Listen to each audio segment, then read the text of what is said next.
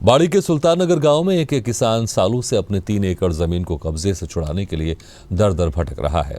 बता दें कि किसान महेश सिंह की सुल्ताननगर में 13 एकड़ जमीन है, जिसमें 3.5 एकड़ जमीन पर लोगों ने कब्जा कर रखा है। किसान का कहना है कि मुख्यमंत्री शिवराज सिंह चौहान के रिश्तेदार हरि सिंह चौहान द्वारा कुछ जमीन पर कब्जा किया गया है। उनकी ही शह पर 2 और दबंगों द्वारा कब्जा किया गया है। वहीं मामले को लेकर 2019 में प्रधानमंत्री कार्यालय में शिकायत के बाद जमीन का सीमांकन हुआ था, लेकिन अभी तक बाड़ी तहसीलदार कब्जा नहीं दिला पाए। वहीं कलेक्टर अरविंद दुबे ने मामले में जल्द कार्रवाई की बात कही है।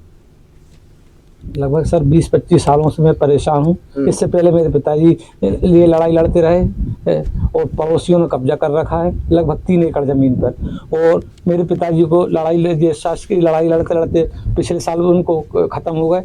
इन लोगों ने उन्होंने शारीरिक, मानसिक एवं आर्थिक रूप से प्रताड़ित करते रहे और इन पड़ोसियों को कब्जा लगभग 3-3.5 एकड़ जमीन। कौन है ये पड़ोसी है सीएम साहब के रिश्तेदार हैं हरि सिंह चौहान। उनके संरक्षण में ही ये सारे लोगों ने कब्जा कर रखा है।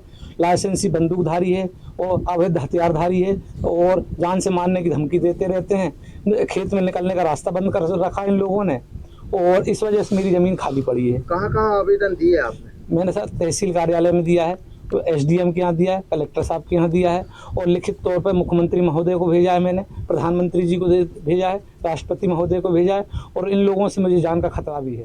लगभग 20-25 वर्षों से अवैध कब्जा है उस पर और पड़ोसियों ने 3 एकड़ पे कब्जा करके रखा है।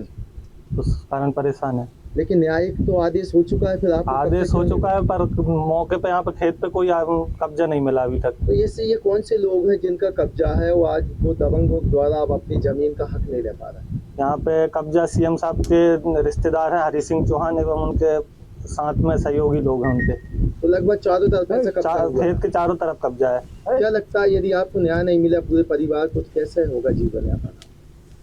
कैसे होगा सर, हम तो किसान लोग हैं, खेती करते हैं, जमीन नहीं मिलेगी गुजारा कैसे होगा हमारा? कितने भाई बहन हैं आप? हम 5 बहन भाई हैं, 3 बहन हैं और 2 भाई हैं हम। जिस खेत में आपने ये भैंस चरा रहा है, गाय चरा रहा है, किसका खेत है? अच्छा, कितने वर्षों से जानते हैं आप इनको? हमारे जब से जान रहा है इनको खेत। इनका खेत है? हाँ। तो ये खेती बाड़ी क्यों नहीं कर रहा इस खेत पे? आपका पता है, हमने भेजा है।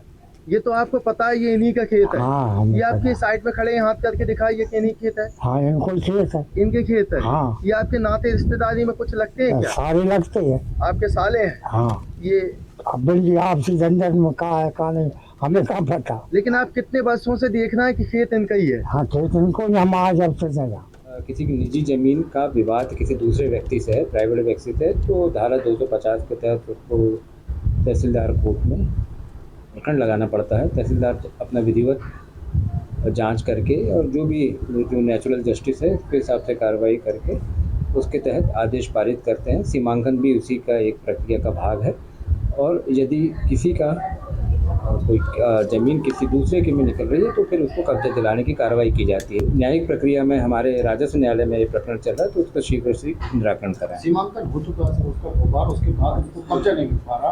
हाँ, तो कब्जा दिलाने के लिए एक विधिवत प्रक्रिया है और ज़रूरत पड़ेगी तो पुलिस प्रोटेक्शन लेके भी उसको कब्जा दिलाएं।